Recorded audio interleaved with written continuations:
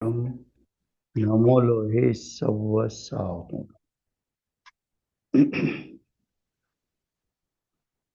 મંગલમ ભગવાન વીરો મંગલમ ગૌતમો ગણી મંગલમ કુંદ કુંદાર્યો જૈન ધર્મોસ્તુ મંગલમ ઓમકાર સંયુક્તમ નિત્યમ જયંતિ યોગિના કામદમ મોક્ષદમ ચેવ ઓંકારાય નમો નમઃ અહોપકાર જિનવરનો કુંદનો ધ્વનિ દિવ્યનો જીન કુંદ ધ્વનિ આપ્યા અહો આ ગુરુ કહાનલો તુજ્ય જ્ઞાન ધ્યાનનો રંગ અમયા દર્શ રહો હો શિવ પદ તક તુજ સંગ માતા હાથ કરો.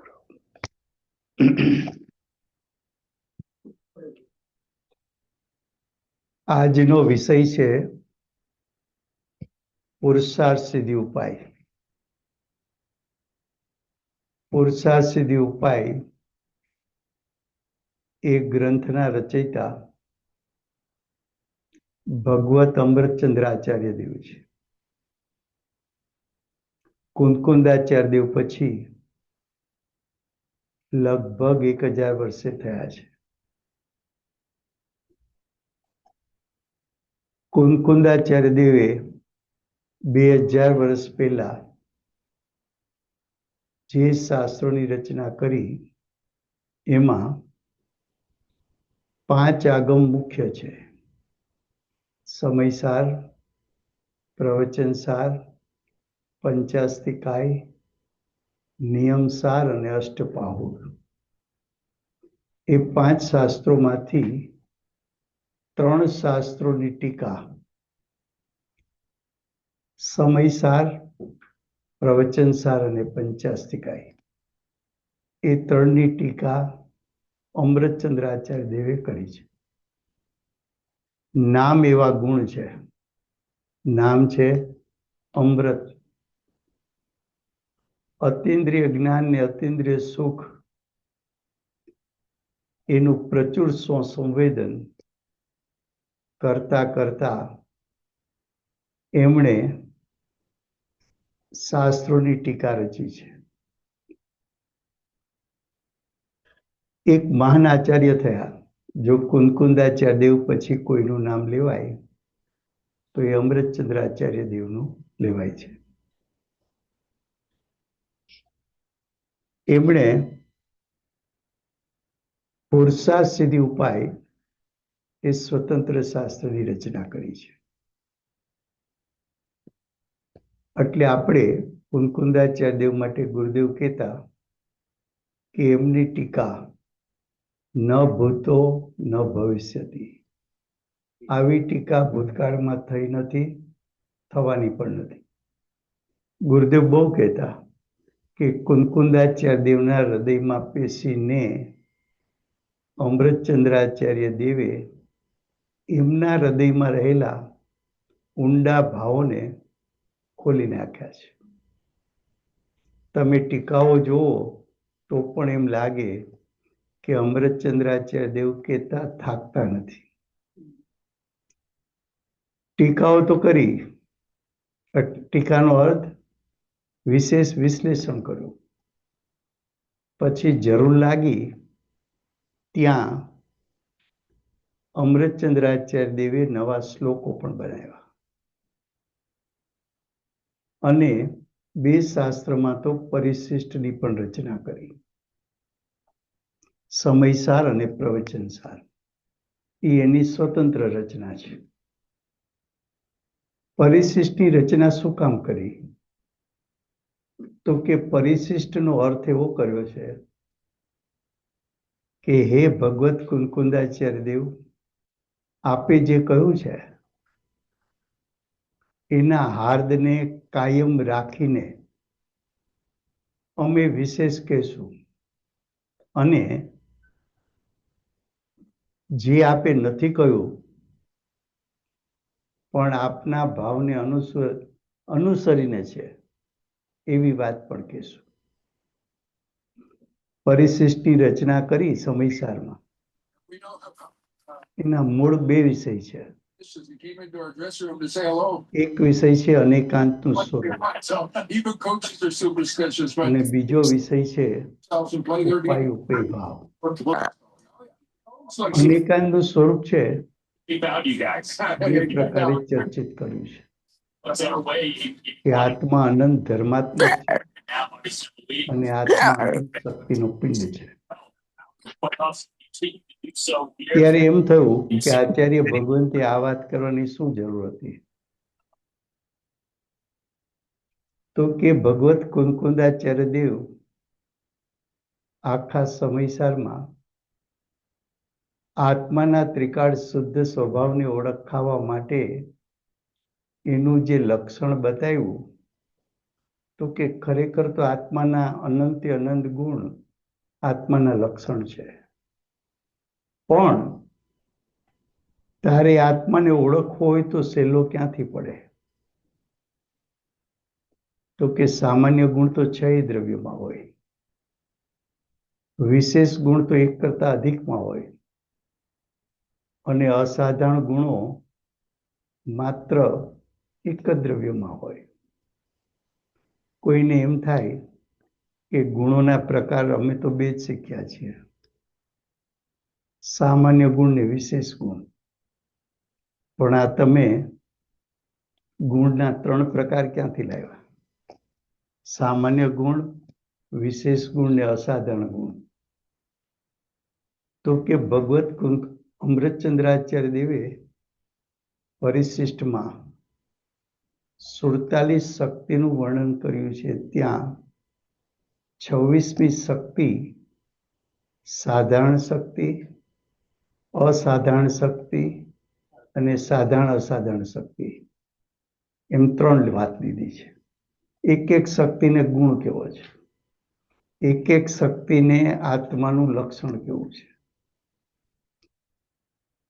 તો કે સામાન્ય ગુણ તો 6 દ્રવ્યમાં હોય, વિશેષ ગુણ 2 થી 5 દ્રવ્યમાં જોવા મળે. જેમ કે ક્રિયાવતી શક્તિ કેટલા દ્રવ્યમાં જોવા મળે? તો કે 2માં છે માટે સામાન્યપણું, પણ બધામાં નથી માટે અસાધારણપણું. એને જેને સાધારણ અસાધારણપણું હોય એને વિશેષ ગુણ કહ્યા છે. અરૂપીપણું 5 દ્રવ્યોમાં છે પણ 6માં નથી. 5માં છે એ અપેક્ષાએ સાધારણ, પણ બધામાં 5 અપેક્ષાએ સાધારણ, પણ 6માં નથી. એ અપેક્ષાને અસાધારણ કીધું છે. અત્યારે તો એ વિષય નથી. ટૂંકમાં અમૃતચંદ્રાચાર્ય દેવે પરિશિષ્ટ લખ્યું એ એટલા માટે લખ્યું કે આખા શાસ્ત્રમાં આત્માને ઓળખવા માટે આચાર્ય ભગવંતે એમ કહ્યું કે આત્માને ઓળખવો હોય તો અસાધારણ ગુણ દ્વારા તો ઓળખી શકીશ. તો પ્રશ્ન એ આવ્યો કે અસાધારણ ગુણ પણ અનંત છે, એમાં કયા ગુણ દ્વારા મારે આત્માને ઓળખવો? તો કે અનંતમાંથી 2 ગુણ એવા છે કે વેદનભૂત છે, એનાથી ઓળખવો સહેલો પડશે. પછી એમ કહ્યું કે 2માં એક ગુણ એવો છે વેદનભૂત પણ છે અને સ્વપરને જુદા પાડી શકે એવી એનામાં શક્તિ છે. એટલે જ્ઞાન દ્વારા આત્માને ઓળખવો સહેલો પડે. એટલે આચાર્ય ભગવંતે આખા સમયસારમાં જ્ઞાનથી આત્મા, જ્ઞાનથી આત્મા, જ્ઞાનથી આત્મા, જ્ઞાનથી આત્મા ધૂન મચાવી. તો અમૃતચંદ્રાચાર્ય દેવને એમ થયું કે ક્યાંક કોઈ એકાંત ગ્રહણ ન કરી લે કે આત્મામાં માત્ર એક જ ગુણ છે ને બાકીના બીજા ગુણો નથી. એટલે એમણે અનેકાંતની ચર્ચા કરી, પણ અનેકાંતની ચર્ચામાં સમયસારમાં મુખ્યપણે ગુણથી વાત કરી, ધર્મોથી વાત ઓછી કરી છે, અથવા નથી કરી એમ કહો તો પણ ચાલે.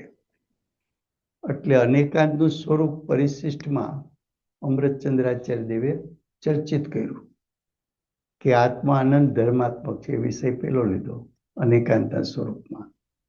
પછી આત્મામાં અનંત શક્તિ છે. અનંત શક્તિમાંથી 47 શક્તિનું જ વર્ણન કેમ કર્યું? તો કે શબ્દમાં આવી શકે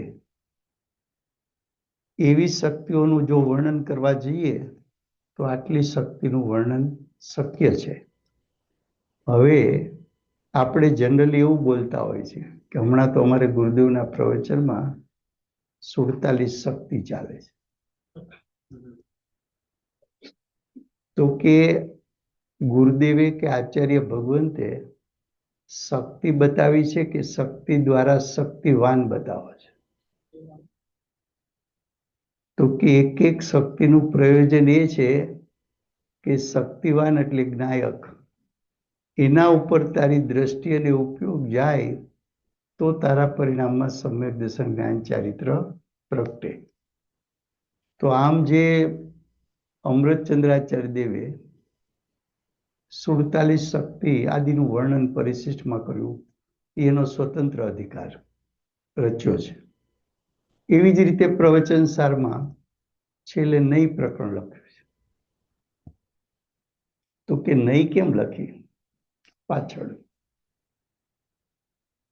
તો કે સમયસારે બે નહીંનો પ્રયોગ કર્યો, શુદ્ધ નહીં અને વ્યવહાર નહીં. છઠ્ઠી ગાથાથી શરૂ કર્યું. શુદ્ધ નહીંથી જોવામાં આવે તો આત્મા કેવો છે? સાતમી ગાથામાં ગુણભેદને ગૌણ કરાવીને શુદ્ધ નહીંનો વિષય બતાવ્યો, ઓલામાં પર્યાયને ગૌણ કરીને. અને 8 થી 12 ગાથામાં વ્યવહાર નહીંનો વિષય. 6 થી 12 ગાથા સુધી જે શુદ્ધ નહીં ને વ્યવહાર નહીંના વિષય લીધા, સંક્ષિપ્તમાં લીધા છે. પછી વિસ્તાર તો એનો આગળ બહુ કરવાના હોય. બરાબર છે? હવે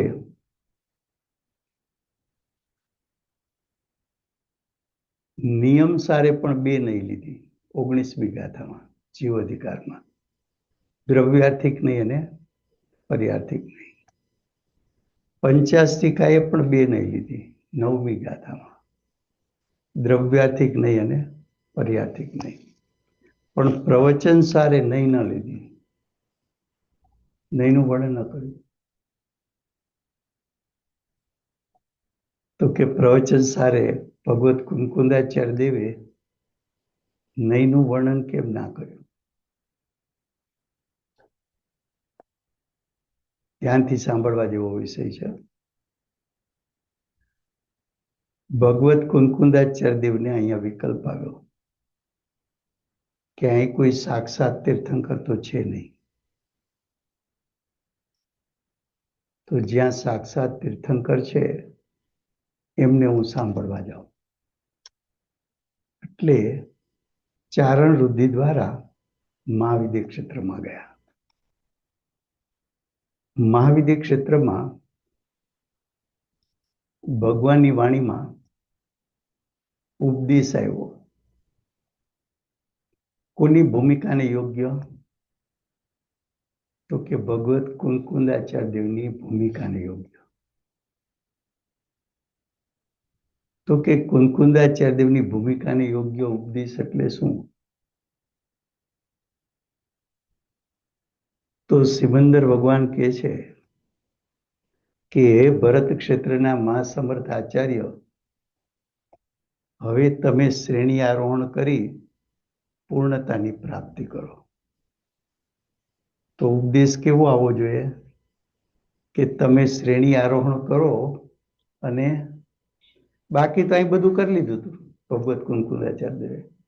મહાવીર ભગવાનની પરંપરાનો ઉપદેશ આવ્યો, એ લઈને મુનિ પણ પ્રગટ કરી લીધું. મુનિપણામાં સર્વોત્કૃષ્ટ પદ આચાર્ય પદ લઈ લીધું. આચાર્ય પદમાં પણ શુદ્ધતા સાથે શુભભાવ છે, એના દ્વારા રુધિઓની પણ પ્રગટતા કરી લીધી. હવે કરવાનું શું બાકી રહ્યું? તો કે શ્રેણી આરોહણ કરો ને પૂર્ણતાની પ્રાપ્તિ કરો. હવે પૂજ્ય ભગવત કુંકુંદાચાર્ય દેવ ના વર્તમાનમાં જેટલા આગમો છે એમાં સર્વોત્કૃષ્ટ આગમ સમયસાર. સમયસારનું નિમિત્ત પામીને પૂજ્ય ગુરુદેવ સમ્યક દર્શન પામ્યા અને ગુરુદેવની વાણી સાંભળીને બેનશ્રી 19મા વર્ષે સમ્યક દર્શન પામ્યા, 23મા વર્ષે જાતિસ્મરણ જ્ઞાન પામ્યા. 23મું વર્ષમાં જાતિસ્મરણ જ્ઞાન થયું એ વાત બેનશ્રીએ ગુરુદેવને 7 મહિના ને 12 દિવસ પછી કહી.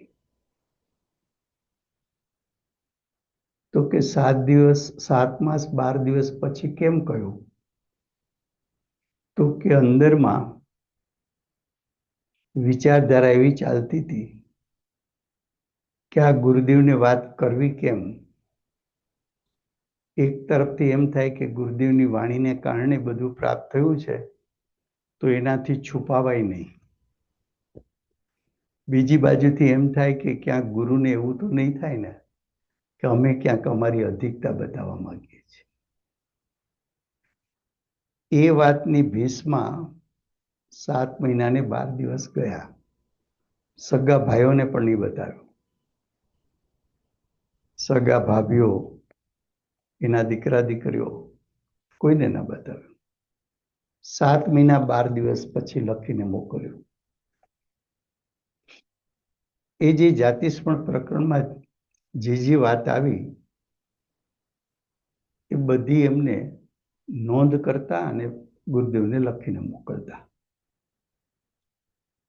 ગુરુદેવ પણ 94ની સાલમાં ત્યારે બેનશ્રીને 19મા વર્ષે સમ્યક દર્શન થવું, 23મા વર્ષે જાતિસ્મરણ થવું, 23મા વર્ષે 24મા વર્ષ બેનશ્રીને ચાલતું હતું ત્યારે સ્વાધ્યાય મંદિરનું ઉદ્ઘાટન થયું, જે પૂજ્ય ગુરુદેવના શાસનનું પહેલું આયતન, પહેલું ધર્મનું સ્થાન, સ્વાધ્યાય મંદિર નામ પણ ગુરુદેવે આપ્યું છે. બરાબર છે? ત્યારે ગુરુદેવ બોલેલા મભમ કે ભગવત કુંકુંદાચાર્ય દેવ મહાવિદ્ય ક્ષેત્રે ગયા છે એ નજરે જોયેલી વાત છે. આજે સ્વીકારો તો પણ ભલે, પછી સ્વીકારો તો પણ ભલે, એ વાત એમ જ છે. આટલું બોલેલા. હવે ગુરુદેવ બેનશ્રી જ્યારે કુંકુંદાચાર્ય દેવ આવ્યા મહાવિદ્ય ક્ષેત્રમાં ત્યારે હાજર હતા. એ દ્રશ્ય બેનશ્રીને જાતિસ્મરણ જ્ઞાનમાં આવેલું. ધ્યાનથી સાંભળવા જેવું છે. ત્યારે બેનશ્રી જાતિસ્મરણમાં લખે છે કે ભગવત કુંકુંદાચાર્ય દેવ મહાવિદ્ય ક્ષેત્રમાં પધાર્યા ત્યારે ભગવાનની વાણીમાં 3 પ્રકારનો ઉપદેશ આવેલો. એક શાયિકનું સ્વરૂપ,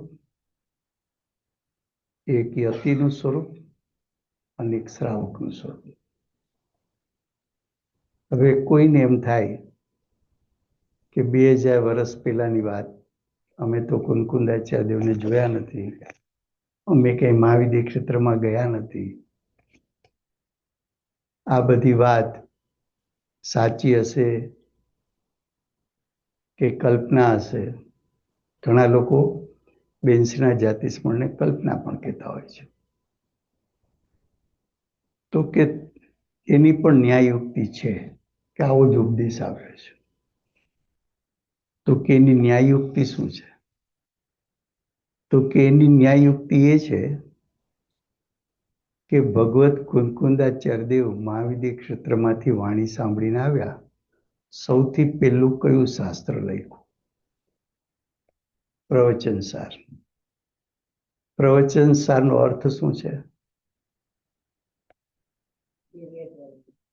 દિવ્ય ધ્વનિનો સાર. બીજું નામ છે જીન પ્રવચન સાર. તો ત્યાંથી જે ઉપદેશ સાંભળીને આવ્યા એ બધી વાત પ્રવચન સારમાં ભરી હોવી જોઈએ. બરાબર છે. હવે પ્રવચન સારમાં 3 અધિકાર છે. પહેલો જ્ઞાન અધિકાર છે. જ્ઞાન અધિકારમાં પહેલો અધિકાર સદુપયોગ અધિકાર છે. કયો અધિકાર છે? સદુપયોગ. આખા પ્રવચન સારમાં સદુપયોગનો અર્થ કરવો છે શ્રેણી આરોહણ કરનાર મુનિના ઉપયોગને સદુપયોગ કહેવો છે. બીજા શાસ્ત્રોમાં ચોથા ગુણસ્થાન વાળાને પણ સદુપયોગી કહે, પણ પ્રવચન સારમાં સદુપયોગ કોને કહ્યો? તો કે શ્રેણી આરોહણ કરનાર મુનિને. ચરણાનુયોગ ચુલ્લિકામાં એક ફૂટનોટ મૂકી છે. ત્યાં એમ કીધું કે મુનિ માટે અલગ અલગ શબ્દ પ્રયોગ થાય છે.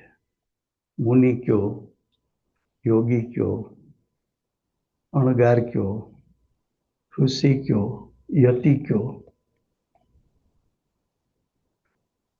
તો જે અનેક પ્રકારની નઈ છે એમાં એક શબ્દ નઈ છે. શબ્દને એમ કહે છે કે શબ્દ બદલાય તેની પાછળ ભાવ કંઈક થોડો અલગ પડે છે.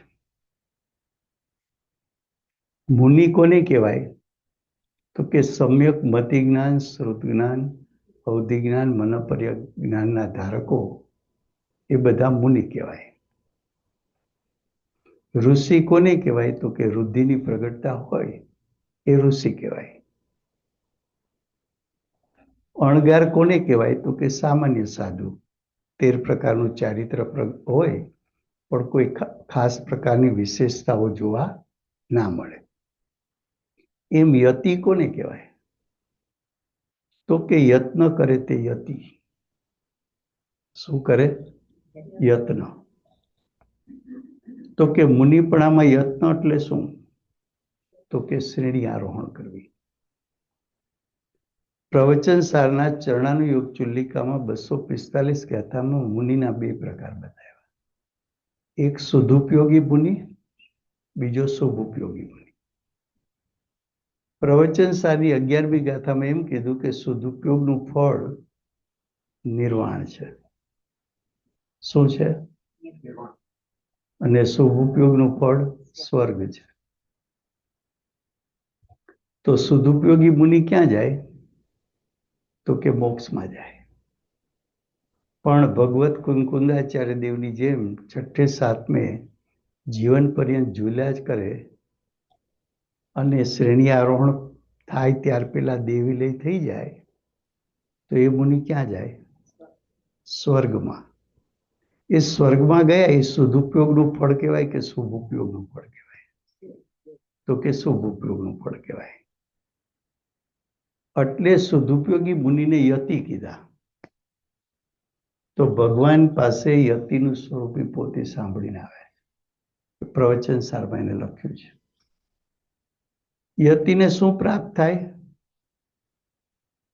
મોક્ષ. કયું જ્ઞાન પ્રગટ થાય?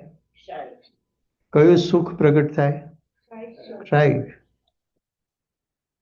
તો સદુપયોગ અધિકાર જે મૂક્યો એનું ફળ બતાવવા માટે સદુપયોગ અધિકાર પછી જ્ઞાન અને સુખ અધિકાર મૂક્યા છે.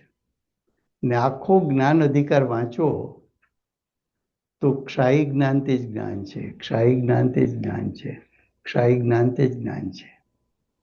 બેનશ્રીના મોટાભાઈ પંડિત હિંમતભાઈએ પ્રવચન સારનો ઉपोद्घात આગળ લખ્યો છે. એમાં કહ્યું છે કે જ્ઞાન અધિકારમાં આચાર્ય ભગવંતે ક્ષાયી જ્ઞાનની ધૂન મચાવી છે. તો ક્ષાયિકનું સ્વરૂપ સાંભળીને આવ્યા છે. એટલે જ્ઞાન અધિકાર શેનાથી ભર્યો? ક્ષાયિક જ્ઞાનથી. સુખ અધિકાર ક્ષાયિક સુખથી.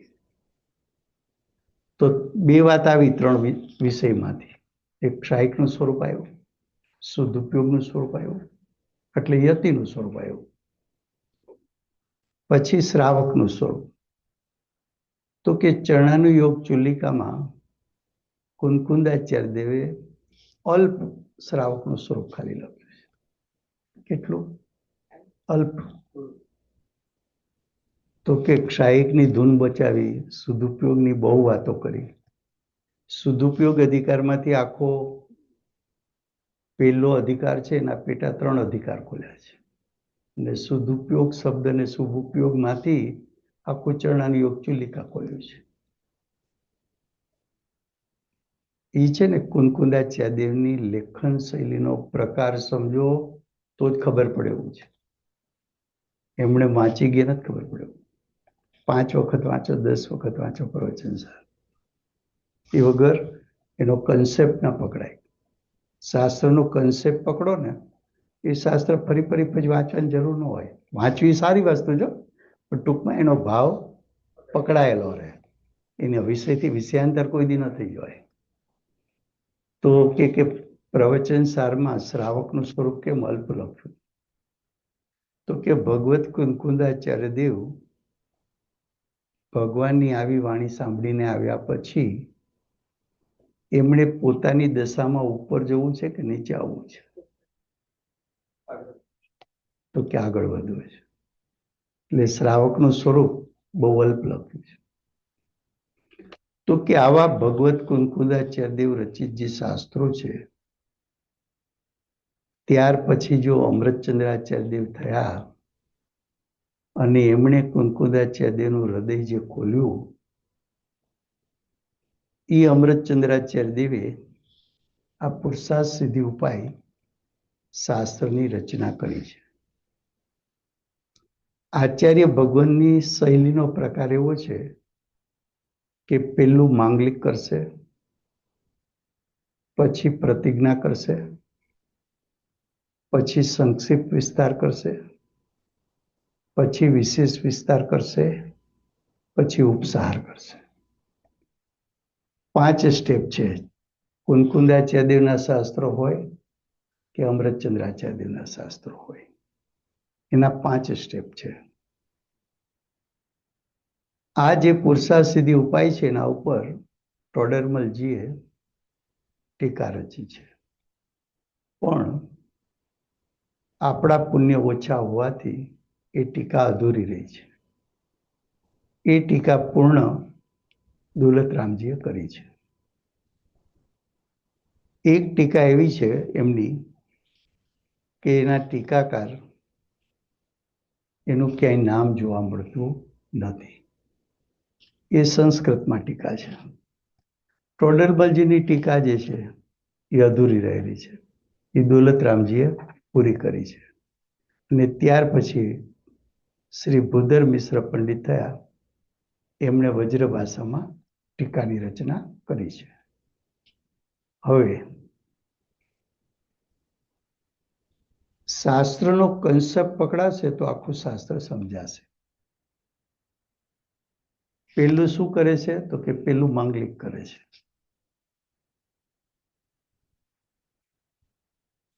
જુઓ, પુરુષાર્થ સિદ્ધિ ઉપાય જ ખોલો, પેલું પાનું ખોલો, ત્યાંથી શરૂઆત કરીએ.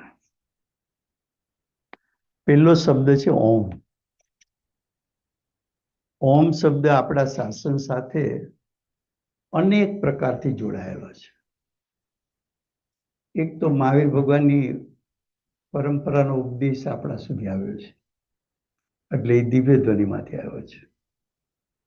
પછી ભગવત કુનકુંદાચાર્ય દેવ મહાવિદ્ય ક્ષેત્રમાં જઈ ભગવાન પાસેથી સાક્ષાત પોતાની શ્રુતલબ્ધિમાં સિમંદર ભગવાનનો ઉપદેશ સંગ્રહી અને અહીંયા આવી અને આગમોમાં ભર્યો છે.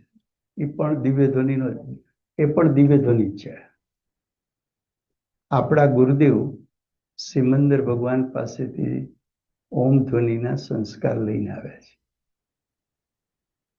પૂજ્ય બેન શ્રી સિમંદર ભગવાન પાસેથી સંસ્કાર પણ લાવ્યા અને અહીંયા જાતિ શ્રવણમાં ભગવાનની વાણીમાં શું શું આવ્યું છે એના વિષયો પણ એમણે બતાવ્યા છે.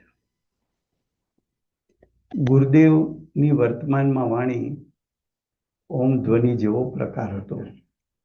જેમ ભગવાનની દિવ્ય ધ્વનિ સાંભળી હજારો જીવો મોક્ષ માર્ગ તરફ જાય, એવી રીતે અમારા સૌરાષ્ટ્ર ગુજરાતમાં જુઓ તો દિગંબર ધર્મ હતો જ નહીં એમ કહો તો ચાલે. આખા સૌરાષ્ટ્રમાં 2-3 મંદિરો હતા. એક ઘોઘાનું મંદિર હતું, એક ભાવનગરનું, એક જુનાગઢનું, પણ દિગંબરનો ઉપદેશ આપનારું તો કોઈ હતું જ નહીં. તો પૂજ્ય ગુરુદેવને કારણે સંપ્રદાયના હજારો જીવો તત્વ સમજી સ્વયં ભાવ પરિવર્તન કરી ધર્મમાં જોડાણા. આવો યોગ કોને હોય? તો કે સામાન્ય કેવડી નથી હોતું. કોને હોય? તીર્થંકરોને. તો વર્તમાનમાં જ ગુરુદેવ એવો યોગ લઈને આવેલા કે એમની વાણીથી હજારો જીવોએ, ગુરુદેવ કોઈને એમ નથી કીધું આ ધર્મ અંગીકાર કરો, કોઈને હાથ નથી જોડાયા, કોઈને કંઠી નથી બાંધી, અમારા વગર બીજા કોઈને નહીં સાંભળતા. લોકો એમની વાત સાંભળીને જ પરિવર્તિત થયા છે. તો કે એ બતાવે છે કે ગુરુદેવ ભવિષ્યમાં તીર્થંકર પણ થવાનું છે. તો ઓમ શબ્દ સાથે આપણો ધર્મ ઘણી રીતે ગુરુદેવનું શાસન જોડાયેલું છે. મહાવીર ભગવાનની વાણી દિવ્ય ધ્વનિ, સિમંદર ભગવાનની વાણી દિવ્ય ધ્વનિ, કુંદકુંદાચાર્ય દેવ શ્રુત લબ્ધિમાં એનું અવધારણ કરી અહીં આવી શાસ્ત્રો રચના કરી. એ 12 અંગ 14 પૂર્વ જેવા જ શાસ્ત્રો છે. ગુરુદેવ પણ ઓમ ધ્વનિના સંસ્કાર લાવ્યા અને હજારો જીવોને, લાખો જીવોને એનો ભાવ સમજાયો. બેનશ્રી પણ ત્યાંથી સંસ્કાર લાવ્યા ઓમ ધ્વનિના, અને જાતિ સ્મરણમાં સાક્ષાત તીર્થંકર ભગવાનની વાણીમાં શું આવ્યું હતું એ આપણને દર્શાવ્યું. અને ગુરુદેવે જે ભગવાનની વાણીમાં સાંભળ્યું હતું એને કારણે તો આટલા બધા અર્થ કાઢ્યા. સાક્ષાત ગુરુદેવનું ગુરુ કોણ હતું? કોઈ નહોતું. આ બધા અર્થ ક્યાંથી આવ્યા? અંદરથી આવ્યા ને ગુરુદેવના. કેમ અંદરથી આવ્યા? કંઈક પૂર્વ સંસ્કાર લઈને આવ્યા છે તો કેમ નહીં? નહીતર સમયસાર જેવો ગ્રંથ અને ગુજરાતીનો ગુરુદેવનું બાહ્ય શિક્ષણ જુઓ, 6 ગુજરાતી, પણ બેરિસ્ટરો આ શાસ્ત્ર ન સમજી શકે, મોટા મોટા ડોક્ટરો ન સમજી શકે. બધાને ક્યાં આવવું પડે? ગુરુદેવ પાસે. આખા વિશ્વમાં અત્યારે કોઈ પણ સમયસારનો અર્થ કરવા બેસે તો એને જોવું પડે કે કાનજી સ્વામી આનો અર્થ શું કરે છે. ખ્યાલ આવે? હવે જો આગળ કે છે શ્રી જીનાય નમઃ. શાસ્ત્ર વાંચવું ને શાંતિથી એક એક શબ્દનો અર્થ કરવો તો ભાવભાષણ તરફ જવાય. શ્રી જીનાય નમઃ. અહીંયા શ્રીનો અર્થ છે જ્ઞાનરૂપી લક્ષ્મી. જીનેન્દ્રદેવ કેવા છે? તો કે ક્ષાય જ્ઞાનની લક્ષ્મીને ભરેલા છે, એને હું વંદન કરું છું. પછી લખ્યું છે શ્રીમદ. શ્રી શબ્દનો અર્થ છે ભાવશ્રુત અને દ્રવ્યશ્રુતના ધારક છે. કોણ? અમૃતચંદ્રાચાર્ય દેવ. નામ પણ કેવું? અમૃત. અમૃત પીધું છે ને અમૃત પીવડાવે પણ છે.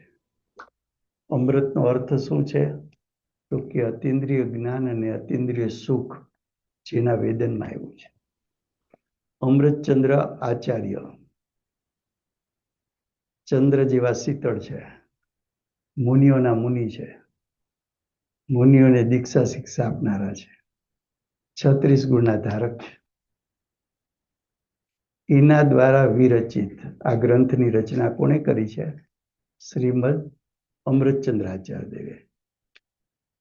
હવે જુઓ, શ્રુત લબ્ધિના ધારક કોને કહેવાય? તો તો કે એનું જ્ઞાન એવું હોય કે સંક્ષેપમાં કે તો એક શબ્દમાં આખું શાસ્ત્ર ભરી દે, અને વિસ્તાર કરે તો આ 3 અધિકાર ને 228 ગાથા ખુલી જાય. એવી શ્રુતની તાકાત છે, શ્રુત લબ્ધિની. બરાબર છે. હવે જુઓ શબ્દ શું લખ્યો છે? પુરુષાર્થ સિદ્ધિ ઉપાય. આમાં આખું શાસ્ત્ર સમાઈ ગયું છે. પુરુષનો અર્થ છે આત્મા. અર્થ શબ્દનો અર્થ છે પ્રયોજન. સિદ્ધિનો અર્થ છે કે આત્માનું પ્રયોજન શેને પ્રાપ્ત કરવાનું છે? તો કે મોક્ષ. તો આત્માનું પ્રયોજન મોક્ષની પ્રાપ્તિ કરવાનું છે. એનો ઉપાય તો કે મોક્ષ શેનાથી પ્રગટ થાય? તો કે મોક્ષ માર્ગથી. તો આ શાસ્ત્રમાં શું બતાવશે? તો કે મોક્ષ માર્ગ અને એનું ફળ બતાવશે. પેલા આટલું યાદ રાખવાનું, જાજુ નહીં. આ શાસ્ત્રમાં શું બતાવશે? મોક્ષનો ઉપાય. તારે શું પ્રાપ્ત કરવું છે? કેમ મોક્ષ પ્રાપ્ત કરવો છે? તારે દુઃખી થવું છે કે સુખી થવું છે? તો સાદી અનંતકાળ સુખની પ્રાપ્તિ જોતી હોય તો મોક્ષ પ્રાપ્ત કરવો પડે. હવે મોક્ષ પ્રગટ કરવા માટે શું પ્રગટાવવું પડે? એનો ઉપાય શું? તો કે મોક્ષ માર્ગ. ઉપાય એટલે મોક્ષ માર્ગ. પુરુષનો અર્થ આત્મા, અર્થ શબ્દનો અર્થ પ્રયોજન, સિદ્ધિ એટલે પ્રાપ્તિ કરવી. આત્માને પ્રયોજન પૂર્વક શું પ્રાપ્ત કરવું છે?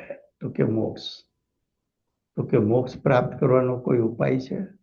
તો કે હા, મોક્ષ માર્ગ. મોક્ષ માર્ગ કોને કહેવો? તો કે સમ્યક દર્શન, સમ્યક જ્ઞાન, સમ્યક ચારિત્રની એકતા. જો કેવી રીતે શાસ્ત્ર ખુલે ધીમે ધીમે કરતા. ખુલે તો એક જ શબ્દમાંથી. એટલે મોક્ષ એટલે સમ્યક દર્શન, જ્ઞાન, ચારિત્રની એકતા. તો પેલો અધિકાર સમ્યક દર્શનનો લખશે, બીજો અધિકાર સમ્યક જ્ઞાનનો, ત્રીજો ચારિત્રનો. 3ની એકતાથી શું થાય? મોક્ષ માર્ગ. એનું ફળ શું આવે? તો કે પેલા આટલું યાદ રાખવું કે આ શાસ્ત્ર આટલું સિદ્ધ કરવા માંગે. બરાબર છે. હવે આપણે આની બહાર તો જવાનું નથી, વિષયાંતર કંઈ કરવાનું જ નથી. પેલો અધિકાર થાય આવે તો સમ્યક દર્શન, બીજો અધિકાર આવે તો, ત્રીજો અધિકાર આવે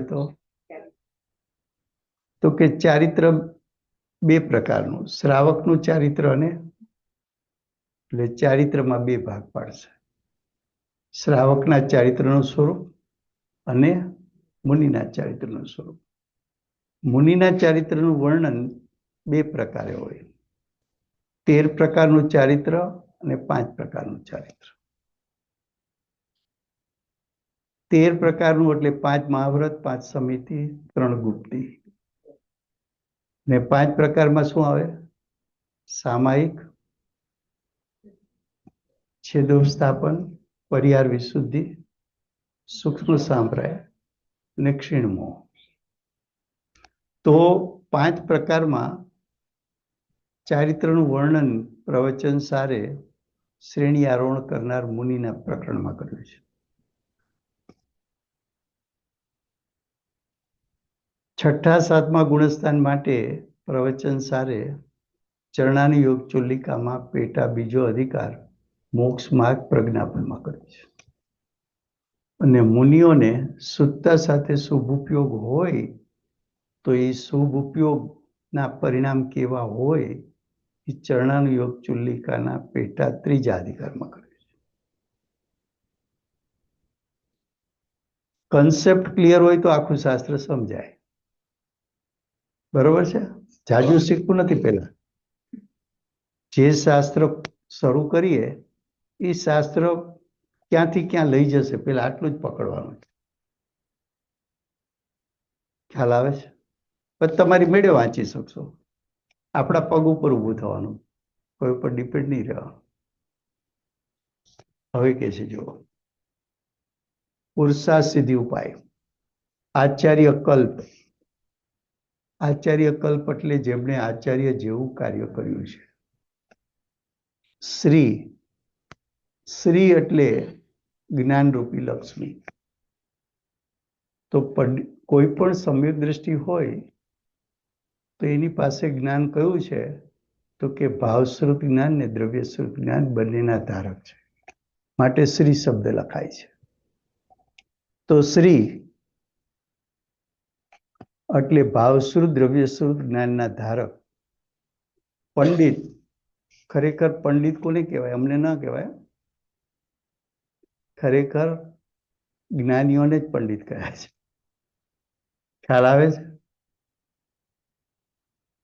તમને ઓપ્શન હોય બે, કે ગુરુદેવને સાંભળવા કે પંડિતને સાંભળવા, તો કયું ઓપ્શન પસંદ કરવું જોઈએ? કેમ?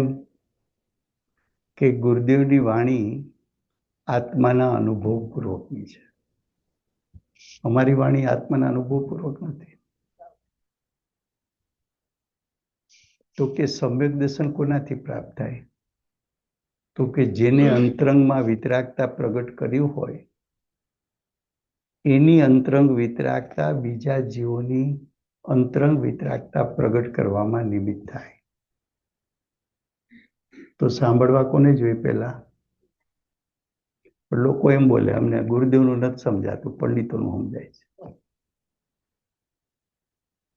એટલે ગુરુદેવનો કંઈક વાંક હશે. ગુરુદેવના ટાઈમમાં ગુરુદેવને બધાને તો સમજાણું, આટલા પરિવર્તિત થયા લોકો, તને નથી સમજાતું. પણ પાયામાં બેઝિક કઈ અભ્યાસ જ ન હોય, પછી શું સમજાય? ખ્યાલ આવે છે? તો કે પેલું તો સાંભળવાનું જ્ઞાનીને જ, પ્રાયોરિટી કોની? જ્ઞાનીની. શાસ્ત્ર પણ કોનું વાંચવું? પીએચડી કરેલાનું કે જ્ઞાનીનું? કે જ્ઞાનીનું. એમાં જેવો દમ હોય. પ્રવચન સારમાં એક જગ્યાએ પંડિત હિંમતભાઈ એમ લખ્યું છે કે ભગવત કુલકુલાચાર્ય દેવે આ જે શાસ્ત્ર રચના કરી છે એ પ્રતીતિ કર છે. એટલે તમને અહેસાસ થઈ જાય કે આ વસ્તુ સ્થિતિ આવી જ હોય, એને પ્રતીતિ કર કહેવાય. તો કે આવું વર્ણન કોણ કરી શકે? તો કે જેણે આત્માની પ્રતીતિ કરી હોય, અનુભવ કર્યો હોય, આત્માનું સ્વરૂપ કેવું છે એ અનુભવમાં આવ્યું હોય, એ જ કરી શકે. ખ્યાલ આવે છે? હવે 2 મિનિટ છે. આચાર્ય કલ્પ શ્રી પંડિત ટોડરમલજી કૃત ભાષા વચનિકાનો ગુજરાતી અનુવાદ. પછી લખ્યું છે મંગલાચરણ. આ મંગલાચરણ ટોડરમલજીએ કર્યું છે. મંગલાચરણ કરવા પાછળ હેતુ હોય છે કે આ શાસ્ત્ર નિર્વિઘ્ન પૂર્ણ થાવ, એક એવી ભાવના હોય છે. પંડિત ટોડરમલજીને પણ પૂછ્યું છે કે ભાઈ જૈનમાં શાસ્ત્રો જ્ઞાનીઓ લખે છે તો મંગલાચરણ કરે છે, અન્ય મતમાં આવું જોવા મળતું નથી. તો ટોડરમલજી કહે છે કે મંગલાચરણ કરવાથી કસાયો શાંત પડે, જેના કસાયો શાંત પડ્યા હોય એ જ વિતરાગ શાસ્ત્રની રચના કરી શકે. તો મંગલાચરણ કરવાનું બીજું કારણ એ છે. ત્રીજું કારણ એ છે કે આ શાસ્ત્ર રચના કરતી વખતે અમારું ગોલન એવું થાવ કે અમે આત્મસ્થિરતા કરી પૂર્ણતાની પ્રાપ્તિ કરીએ. ને ચોથી ભાવના એવી હોય છે કે જે આ શાસ્ત્રનો અભ્યાસ કરે એને પણ મોક્ષ માર્ગ અને એનું ફળ મોક્ષની પ્રાપ્તિ થાવ. તો મંગલાચરણમાં પણ આટલું બધું કેવું છે. ખ્યાલ આવે છે? સમય થયો છે. કાલે આપણે ભાવાર્થથી શરૂ કરશું.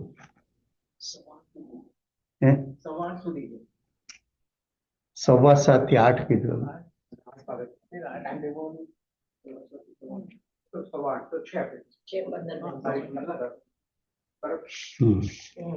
જો હવે ભાવાર્થ. જે પરમ પુરુષ નિજ સ્વરૂપ. સ્વરૂપ છે ને એમાં બે શબ્દ છે, સ્વ અને રૂપ. રૂપનો અર્થ થાય છે સ્વભાવ. તો સ્વ સ્વભાવ સાધીને શુદ્ધ ગુણ સમરૂપે થયા તે સુખ કંદ આનંદ સ્વરૂપ શ્રી અમૃતચંદ્રાચાર્ય દેવને વંદુ છું. આ મંગલાચરણ કોણ કરે છે?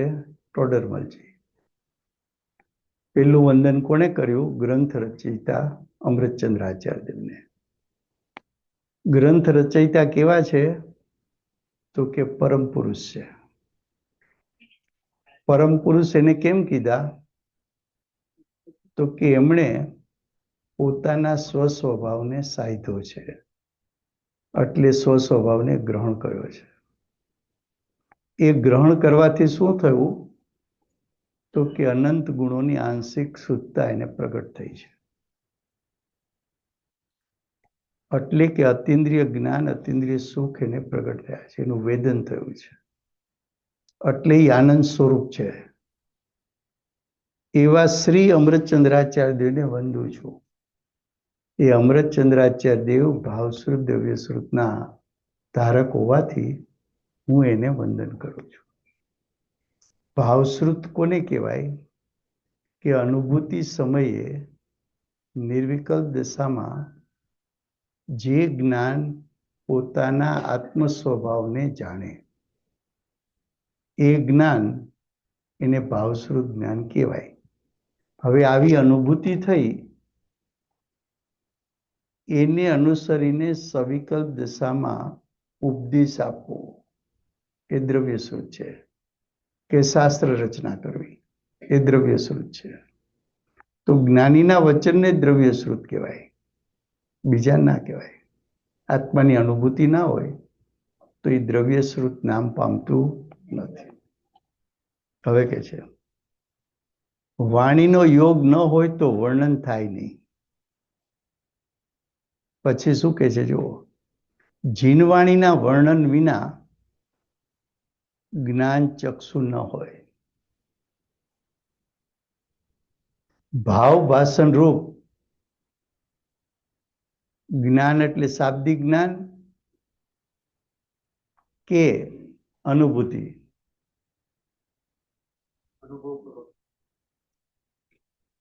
જ્ઞાન એટલે શબ્દો કે ભાવ ભાષણ?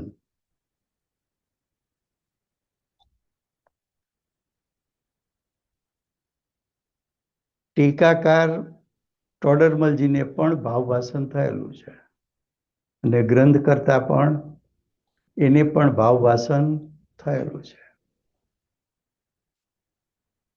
તો કે છે ભાવ ભાષણ રૂપ જ્ઞાન ચક્ષુ વિના વર્ણનને નિમિત્ત કહી શકાતું નથી. આત્માની અનુભૂતિ વગરના વચનો હોય તો એ કઈ તને આત્માની અનુભૂતિમાં નિમિત્ત નહીં થાય. નિમિત્ત કોણ થશે? જ્ઞાનીની વાણી. કેમ? તો કે જ્ઞાનીની વાણી રસબસતી છે. રસબસતી છે એટલે શું? તો કે અતિન્દ્રિય જ્ઞાન, અતિન્દ્રિય સુખથી ભીંજાયેલી છે. ખ્યાલ આવે છે? બેનશ્રી કહે છે કે ગુરુદેવની વાણી રસબસતી છે. રસબસતી એટલે શું કહેવાય? તો કે અતિન્દ્રિય જ્ઞાન, અતિન્દ્રિય સુખથી ભીંજાયેલી છે. પછી નિરક્ષરી જીનવાણીને નમસ્કાર હો. નિરક્ષરી જીનવાણી કઈ છે? દિવ્ય ધ્વનિ, ઓંકાર ધ્વનિ એ નિરક્ષરી છે. તો જીનવાણીને વંદન કર્યું. હવે કે છે શ્રી ગુરુ કેવા છે?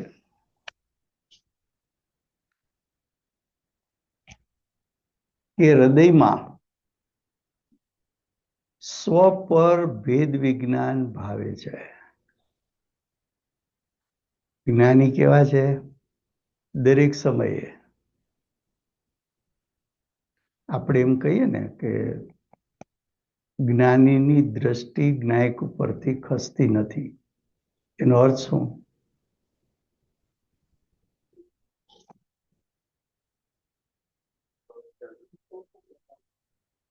એનો અર્થ શું?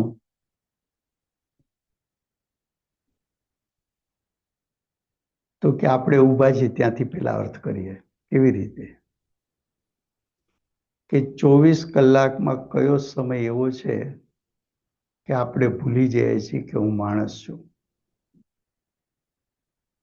કોઈ સમય એવો હશે? તો 24 કલાક દ્રષ્ટિ ક્યાં છે? હું મનુષ્ય છું. હું કોઈ ઉલટ પુલટ બોલે ને સામેનો માણસ ગુસ્સામાં આવે, શું બોલે? અમે માણસ જેવા માણસ છીએ. શું અમે નથી સમજતા? અંદરમાં શું પડ્યું છે? હું માણસ છું એમ પડ્યું છે કે હું જ્ઞાયક છું એમ પડ્યું છે? અને ઈ ભણકાર 24 કલાક ચાલે છે, એક સમય છૂટે છે. તો દ્રષ્ટિ ક્યાં છે? અસમાન જાતિ દ્રવ્ય પર્યાય ઉપર. પણ જ્ઞાની 24 કલાકમાં એક સમય માટે પણ ભૂલે છે કે હું જ્ઞાયક છું. એને એમ કહેવાય કે દ્રષ્ટિ જ્ઞાનીની ક્યાં છે? જ્ઞાયક ઉપર. ખ્યાલ આવે છે? તો કે છે હૃદયમાં સ્વ પર ભેદ વિજ્ઞાન ભાવે છે. સ્વ પર ભેદ વિજ્ઞાન ભાવે છે. પ્રવચન સારે લીધું છે જ્ઞાન જ્ઞેય વિભાગ, પણ ત્યાં એને સમ્યક દર્શનના વિષયમાં લીધું છે, સમ્યક જ્ઞાનના વિષયમાં નથી લીધું. એટલે ત્યાં એમ બતાવવું છે કે જ્ઞાન એટલે સ્વ, જ્ઞેય એટલે વિશ્વના પદાર્થો, અને વિભાગ એટલે ભિન્નરૂપ શ્રદ્ધા. સ્વપર વચ્ચે ભિન્નરૂપ શ્રદ્ધા. એવા સ્વપર વચ્ચેનું ભેદ જ્ઞાન કરવું, ભેદરૂપ શ્રદ્ધાન કરવું, એને પૃથકત્વ પ્રકારનું સમ્યક દર્શન કહેવાય છે. કેવું? પણ જ્ઞાન એટલે સ્વ, સ્વમાં તમે એમ લો કે આત્માનો ત્રિકાળ શુદ્ધ સ્વભાવ, અને જ્ઞેય એટલે પર, એમાં તમે લો વિભાવ. તો સ્વભાવ વિભાવ વચ્ચે ભિન્નરૂપ શ્રદ્ધા, ત્યાં અન્યત્વ પ્રકારનું સમ્યક દર્શન લેવું. બે વાતમાં ફરક છે. એક દ્રવ્ય ક્ષેત્ર, હા, પરિવાર. શાસ્ત્રમાં ભેદરૂપ શ્રદ્ધા અને ભેદરૂપ જ્ઞાન કે તો શાસ્ત્ર કોઈ પણ હોય, એમાં ભેદરૂપ શ્રદ્ધા અને ભેદરૂપ જ્ઞાન બે જ પ્રકારે કરાવી શકાય. એક દ્રવ્ય ક્ષેત્ર કાળ ભાવથી જુદાય. દાખલા તરીકે પંડિત હિંમતભાઈએ એક વખત પૂજ્ય ગુરુદેવને પ્રશ્ન કર્યો કે તમે આ સમ્યક દર્શનની બહુ મહિમા કરો છો, એ શાસ્ત્રના આધારે કરો છો કે અનુભૂતિના આધારે? કેવો પ્રશ્ન કર્યો? શાસ્ત્રના આધારે કરો છો કે અનુભૂતિના આધારે? તો ગુરુદેવ બોલ્યા કે આત્મા છૂટો પડ્યો છે, છૂટો પડી રહ્યો છે, છૂટો પડી જવાનો છે. અભિપ્રાયમાં છૂટો પડ્યો છે, પ્રતિ સમય શુદ્ધતા વધતી જાય છે, એટલે છૂટો પડી રહ્યો છે. અને એક સ્થિતિ કેવી આવશે કે હરિહંસ સિદ્ધપદ પ્રગટ થશે, પછી બરાબર છે. એવો જ પ્રશ્ન બેનશ્રીને કર્યો કે તમને આત્માની અનુભૂતિના કાળે શું થયું? તો બેનશ્રી એમ બોલ્યા કે શરીરથી આત્માનો ગોળો છૂટો પડી ગયો. એ દ્રવ્ય ક્ષેત્ર કાળ ભાવથી જુદાઈ બતાવી. શેનાથી? શરીર અને જીવ વચ્ચે કઈ જુદાઈ છે? દ્રવ્ય ક્ષેત્ર કાળ ભાવથી. પણ એવી જુદાઈ જીવના ત્રિકાળ શુદ્ધ સ્વભાવ અને વિભાવ વચ્ચે છે? તો કે ના. તો કે ભેદરૂપ શ્રદ્ધાન. પન્નાબેન ફરી વાર સાંભળજો. પ્રવચન સારે લીધું છે એ ભેદરૂપ શ્રદ્ધાન લીધું છે. જ્ઞેય તત્વ પ્રજ્ઞાપનનો પેટા ત્રીજો અધિકાર છે. એનું હેડિંગ બહુ સરસ છે. જ્ઞાન, જ્ઞેય, વિભાગ 3 જ શબ્દ છે. એમાં આખો અધિકાર આવી ગયો. ટૂંકું યાદ રાખો. બરોબર છે? પંડિતાઈ કરવાથી ફાયદો નથી હો. ભાવ ભાષણ કરવાથી ફાયદો છે. ક્ષોભ ગમે તેટલો હોય. 11 અંગ 9 પૂર્વ વાંચતા નથી દ્રવ્યલિંગ. ફાયદો શું? અનુભૂતિ થઈ. તો કે જ્ઞાન, જ્ઞેય, વિભાગ. જ્ઞાન એટલે સ્વ, જ્ઞેય એટલે પર. પરમાં કેટલું કેટલું આવે? તો કે તારો જીવ છે ત્યાં જાતિ અપેક્ષાના બીજા દ્રવ્યો છે 6. એનાથી જુદો. પછી નજીક આવ નિસ્બત વાળી દુનિયામાં. તો જ્ઞાન એટલે તારો આત્મા. જ્ઞેય એટલે 10 પ્રકારના પરિગ્રહ. વિભાગ એટલે બિનરૂપ શ્રદ્ધા. તારો આત્મા દ્રવ્ય ક્ષેત્ર કાળ ભાવથી 10 પ્રકારના પરિગ્રહથી ભિન્ન છે. બરાબર છે? ત્યાંથી નજીક આવ બદ્ધ નો કર્મ પાસે. તો કે જ્ઞાન એટલે સ્વ, જ્ઞેય એટલે તો કે શરીર, 5 ઇન્દ્રિય, દ્રવ્ય, મન, પર. એની વચ્ચે ભિન્નરૂપ શ્રદ્ધા. ત્યાંથી નજીક આવ. તો કે તારા આત્માના પ્રદેશે અનંત કર્મો બંધાઈને પડેલા છે. અને સમયે સમયે જેનો ઉદયકાળ થયો છે એ ઉદયમાં પણ આવે છે અને નવા કર્મ પણ બંધાય છે. તો 3 પ્રકારના દ્રવ્ય કર્મ સત્તામાં, ઉદયમાં અને નવા બંધાતા. એનાથી તારો આત્મા દ્રવ્ય ક્ષેત્ર કાળ ભાવથી જુદો છે. બરાબર છે? અહીંયા સુધી દ્રવ્ય ક્ષેત્ર કાળ ભાવથી જુદાઈ આવી. હવે તારા આત્મામાં આવી જા. તો કે તારા આત્મામાં અનાદિથી અનંત કાળ પરિપૂર્ણ ત્રિકાળ શુદ્ધ સ્વભાવ પડ્યો છે. અને તારી વર્તમાન પર્યાયમાં મોહ, રાગ, દ્વેષ આદિ વિભાવો ઉત્પન્ન થાય છે.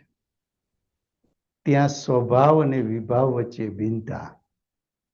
ત્યાં જ્ઞાન એટલે આત્માનો ત્રિકાળ શુદ્ધ સ્વભાવ, જ્ઞેય એટલે વિભાવ અને વિભાગ એટલે ભિન્નરૂપ શ્રદ્ધા. તો કે અહીંયા તું કરે ભિન્નરૂપ શ્રદ્ધા એ કયા પ્રકારનું છે? તો કે અન્યત્વ પ્રકારનું. ઓલું બધું પૃથકત્વ પ્રકારનું.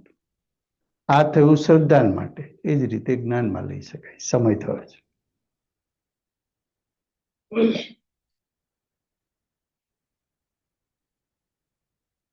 આના પરનું લેક્ચર છે દિનેશભાઈ જો સમય સાથે